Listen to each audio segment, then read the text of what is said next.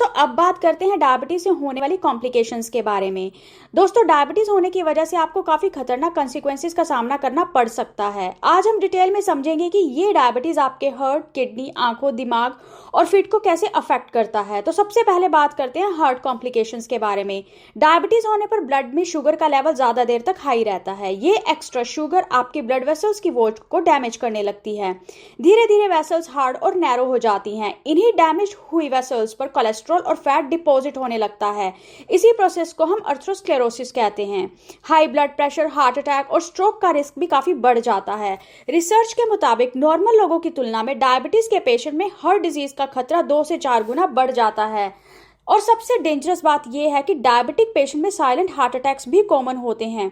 मतलब chest pain feel भी नहीं होती और हार्ट अटैक हो जाता है। अब बात करते हैं किडनीज की। हाई शुगर आपके किडनीज के टीनी फिल्टर्स यानी ग्लोमेरुलस को डैमेज करने लगती है।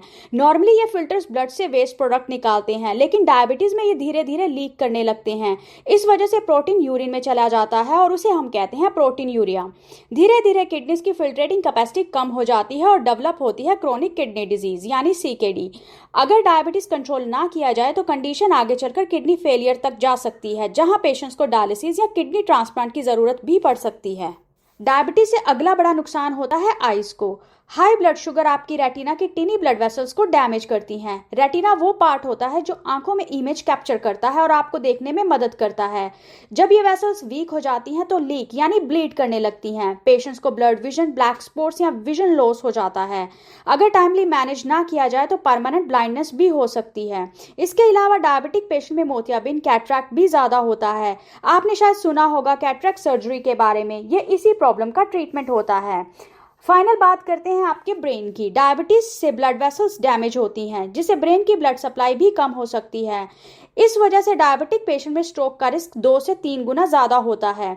साथ ही हाई शुगर आपके नर्व्स को भी डैमेज करती हैं। इसे कहते हैं डायबिटिक न्यूरोपैथी। इसकी वजह से सूजन, झुंझुनाहट, पेन, सेंसेशन लॉस या पैरों में जलन भी रहती है। दोस्तों डायबिटीज होने पर सिर्फ ऑर्गन ही नहीं, आपकी इम्यूनिटी भी वीक हो जाती है। हाई ब्लड शुगर जर्म्स के लिए एक आइडियल इन्वायरमेंट क्रिएट करता है, जिससे इन्फेक्शंस का रिस्क बढ़ जाता है। सबसे ज्यादा अफेक्ट होता है स्किन, यूरिनरी ट्रैक्ट और आपके पैरों को। डायबिटिक फुट, जी हाँ, हाई शुगर नर्व्स को डैमेज करता है, जिससे पैरों में सेंसेशन कम हो जाती है।